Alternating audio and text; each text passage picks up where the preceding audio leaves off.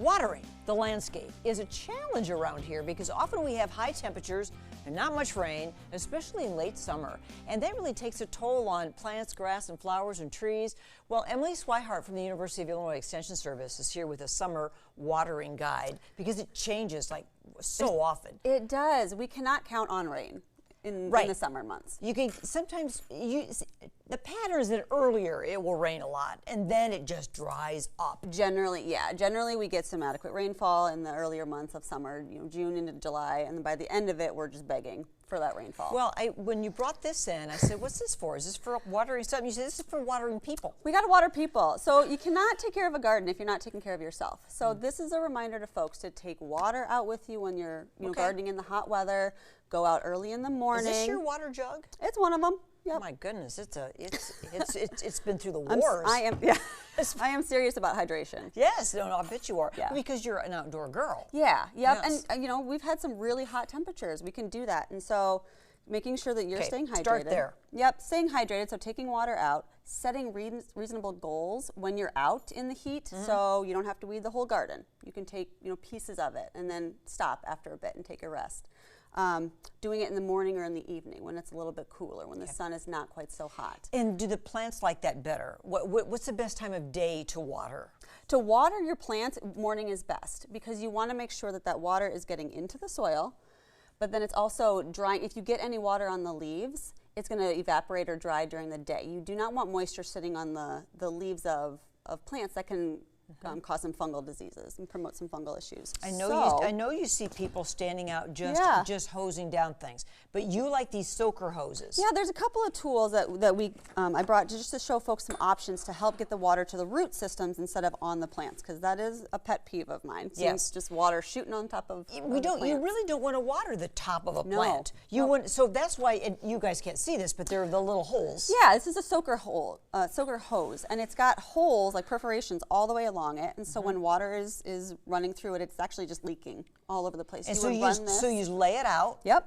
You'd run it along like a landscape bed or along like a vegetable bed, and it would stay in place generally. You would put this in a place where you're going to keep it out there for the summer, and then you just run water through it for a certain amount of time to let the water soak into the soil. Yeah. If you don't have one of these, I brought in this. This is my tool. I really like this for when I'm hand watering like containers. They need more water.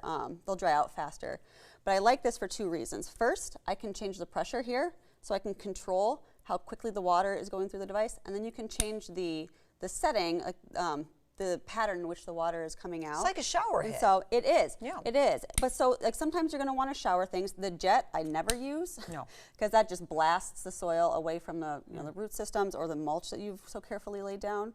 But this is a really nice handy tool. It's versatile. And so you kind of have a multi-tool in one. Do you think most of our plants tell us by their appearance whether they've had enough water?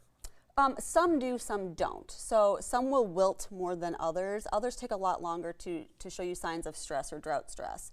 Like trees and shrubs take a little bit longer to show you symptoms of that drought stress. That's what the bucket's about, for trees and shrubs. Yeah, so there's some guidelines. So generally your landscape is going to need about 1 inch of water per week. If that's rain, great. Okay. If it's supplemental, that's great. An inch a week, even when it's super hot, if we these 100-degree days we've had? Yeah, you could go up hot, you could add additional water.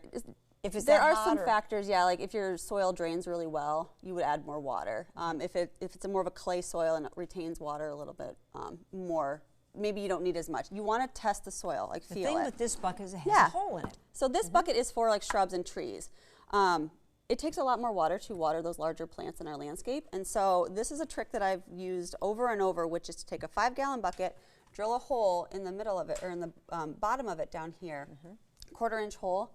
You can blast fill this with a hose. So fill it up all the way. Yep, fill it up all the way. Set it at the base of a tree, right at the root zone, and then just go enjoy some lemonade. Come back when it's empty. Just let it sit there. Yeah. And then again, the tree will be watered into the root system. Yeah, it gravity feeds. So the gravity will just push the water down and out of the bucket right into the root system. And you want to do that because you want the roots to be soaked. You want to water deep. That encourages good root growth. Instead of doing a shallow watering, just like spraying the top of the soil to get it moist, you want to put a lot of water on it one time. Got it. To soak into the soaker. soil. Yep. And do you believe in watering grass? It's a choice people need to make. So in the summer, when it gets hot and dry, grass can go dormant. So we've seen that a lot. Yeah. I choose to let mine go dormant. If the whole neighborhood does it, that's fine. Yes. If you're the one house with the brown lawn, Peer pressure is real. it is when it comes to yards. Yeah. The thing with turf is, though, if you choose to water it, it's a commitment. You do not want it to be watered and green up and then go dormant. That stresses it out, so it can cause some long-term damage. Extension.illinois.edu. That's where you can get all these great tips, and that's where Emily's pro tips are as well. Yeah. Besides the ones we did today, but don't forget to water yourself. Yes. Start Take with care that of yourself. Good job, Emily. Thanks. Thank you. Happy summer. Happy rest of summer. Happy summer. Right?